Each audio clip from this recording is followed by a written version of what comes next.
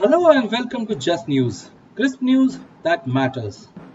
We have hit a major milestone today. It's our 50th episode celebration, and we couldn't have done it without each one of you awesome folks out there. Your love and support have been overwhelming, and we are incredibly grateful. Thank you, thank you, thank you. In this special episode, we plan to throw some light on India's new national education policy. Today, we'll take you on a journey through the key aspects of this transformative policy, which aims to revolutionize the way we learn, grow, and shape our future. Our focus to break it all down for you, presenting the nitty gritties of national education policy so you can grasp it all like a pro. So let's get ready to unlock the world of knowledge together. National Education Policy, a transition from what to think to how to think. A scholar is honored everywhere. A scholar is respected by the people. Knowledge brings all gains. Knowledge is indeed honored everywhere, says Chanakya. The National Education Policy was approved on July 29, 2020 by the Indian government under the visionary leadership of Prime Minister Narendra Modi. But it all started with the Draft National Education Policy 2019 submitted by the committee chaired by Dr. K. Kasturirangan, the former chairman of Indian Space Research Organization.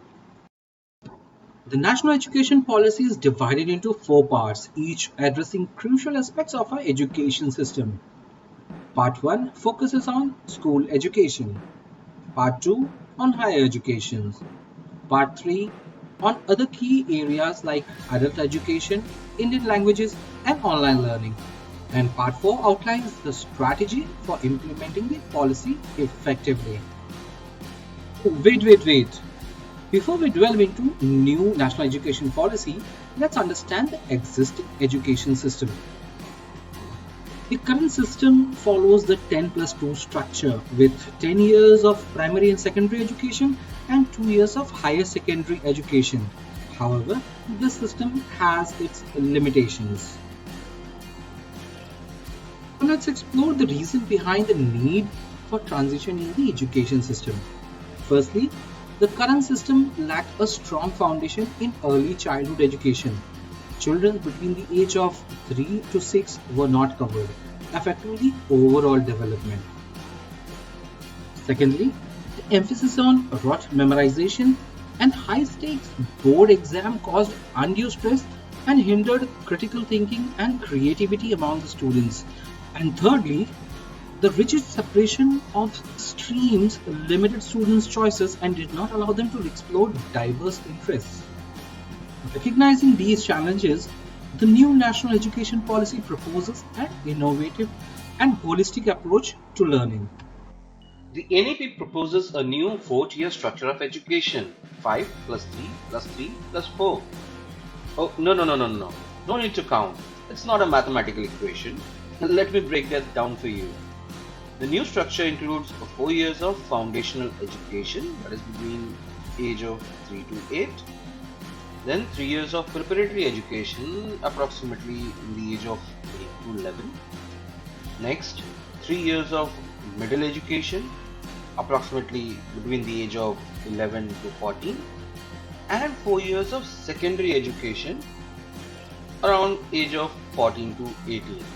Now, this structure ensures a strong foundation and enables the students to choose subject based on their interests and aptitudes. Moving on to the medium of instructions in schools. The new national education policy advocates for using mother tongue or regional languages as a medium of instruction until at least grade 5 for fostering improved comprehension and inclusivity. Additionally, the policy will continue the three-language formula in school comprising the mother tongue or regional language, Hindi and English. Two of these three languages will be native to India and students will be exposed to different languages from early foundation stage onwards. Let's now discuss a game changer in NEP, the elimination of rigid stream divisions. Under the new national education policy, students now enjoy the freedom to select subjects of their interest, spanning arts, science, and vocational streams, fostering a comprehensive and enriching learning journey.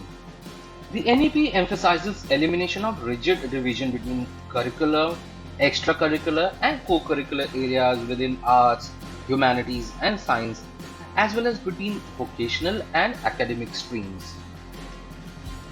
Sounds confusing? Okay. For instance, if a student aspires to pursue a career in oceanography, they can opt to study geography along with physics, chemistry, and maths, allowing for more flexible and integrated approach to education. Now let's explore additional programs in open schools. The NEP encourages vocational educations and offer programs through open schools in regional languages, making learning more accessible to all. A crucial aspect of NEP, the reduction and changes in the course content. The NEP aims to reduce curriculum content to focus on critical thinking and more holistic, inquiry based, discovery based, discussion based, analysis based, and practical learning, allowing students to explore their interest and passion. Moving on to the study of foreign languages. The NEP encourages the study of foreign languages like Korean, Japanese, French, and more, enhancing global exposure and cultural understanding. Now let's delve into the exciting additional activities planned for the students. The NEP introduces coding, educational trips, and an Indian knowledge system course, creating well-rounded learners with global perspectives. Let's understand how the NEP aims to make board examinations easier.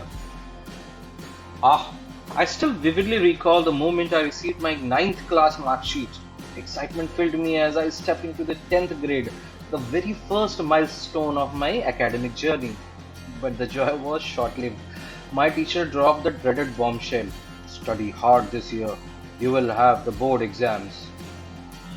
From that point on, it seemed like everyone we met reminded us of the impending board exams throughout the year. The stress was inexplicable, and even though the exams were no different from what we had faced before, the pressure weighed heavily on us.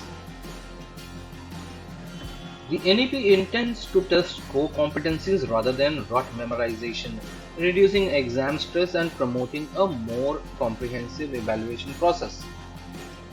Also, board and entrance examinations shall be reformed to eliminate the need for undertaking coaching classes.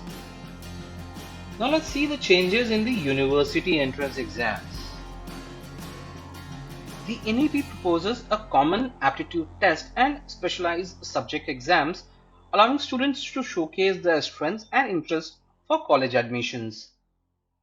Support offered to gifted students. The NEP encourages academic competitions, Olympiads, and summer program for gifted students, nurturing their talents and potential. Now let's dive into the transformative changes in the university education.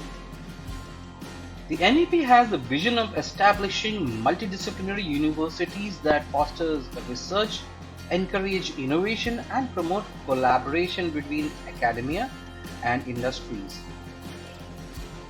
A key objective of this policy concerning higher education is to overcome the fragmentation of the current system.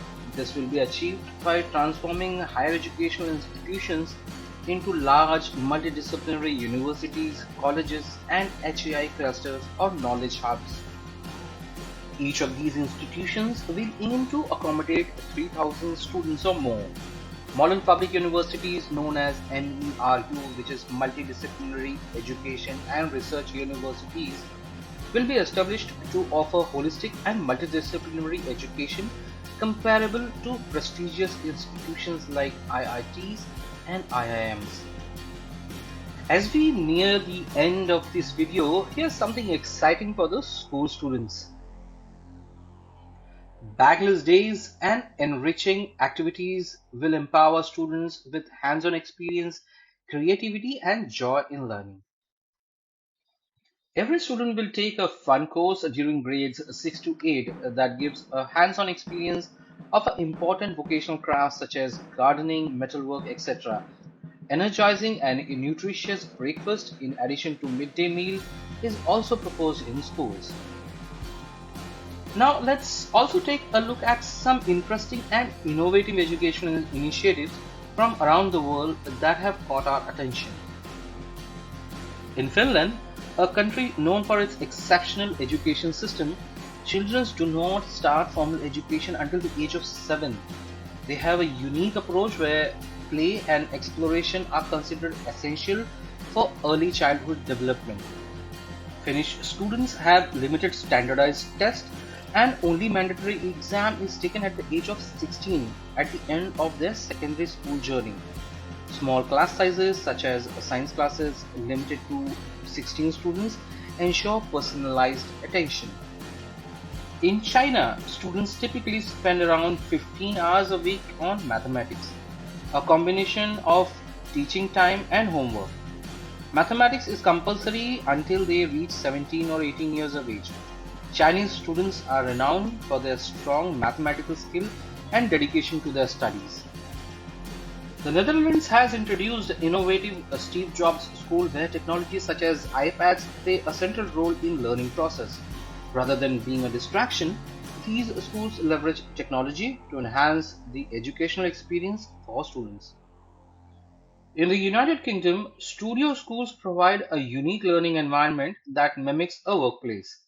Alongside traditional academic subjects, students participate in work placements and schools operate with 9 to 5 opening hours, preparing students for real world experiences. The journey towards a brighter and more inclusive future for education is a collective effort. Together, we can shape a generation of empowered learners, thinkers, and leaders. The new education policy is aimed at marking a transformative journey towards a brighter and more inclusive future for all of us. These changes are expected to shape a generation of empowered learners, thinkers, and leaders. Thank you for joining us on this enlightening journey through India's new national education policy. We invite all our viewers to share their thoughts and experiences about the policy and any additional innovative practices and methods that can contribute to the new era of education. Let us know your views and follow-up questions in the comment section below, which we will try to address to the best of our abilities. Thank you for watching.